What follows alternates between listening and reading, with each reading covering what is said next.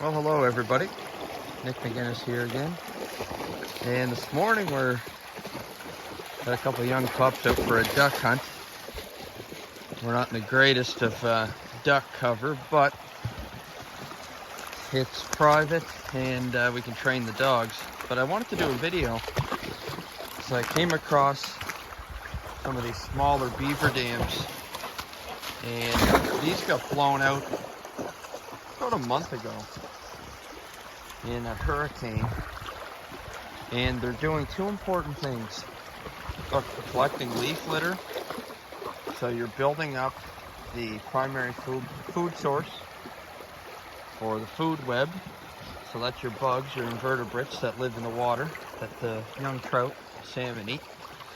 The other thing is it's building up substrate behind the dams, and anyone familiar with Atlantic salmon spawning would probably agree that this is some nice looking spawning habitat. And a lot of times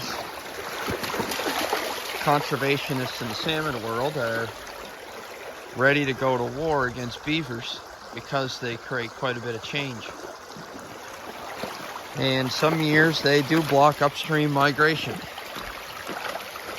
But there may be a purpose to that in the longer run. Humans have a hard time thinking in time scales that are probably more appropriate for natural ecosystems. And another thing we can see below this dam where it washed out, I could see someone referring to this as a slug of gravel. It just got brought down about a channel width. And this is just really deep substrate. It's nice and clean, and it's kind of at the head of a pool. And this is probably what I would consider some nice trout spawning habitat. And over time, over the next couple of years, as we get bank full discharge events, this substrate, which is on the riffle, which means it's going to be a lot less stable than something at the crest of the riffle upstream, means this is going to be much more mobile, and it will get dispersed probably to the crest of a riffle downstream. And this also brings me to one last point I want to make in this video, because I want to keep it short, is a lot of people seem to think, and they're probably correct, that flooding is becoming more of an issue. And I want to counter that point by saying that rivers that flood, that empty out into their floodplain during high flow events, are actually doing what they're supposed to do. And perhaps the reason that we're seeing more flooding in the floodplains these days is because we're 30 or 40 years into riparian zone legislation surrounding forestry and some agricultural developments. And as those riparian zone habitats recover, the in-stream habitat begins to recover as well.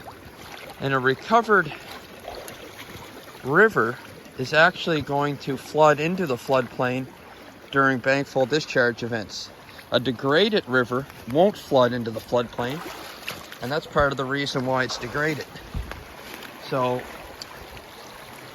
the increasing incidence of floods may not have anything to do per se with climate change, but could probably be linked to the recovery of in-stream habitats thanks to the protection of riparian zones.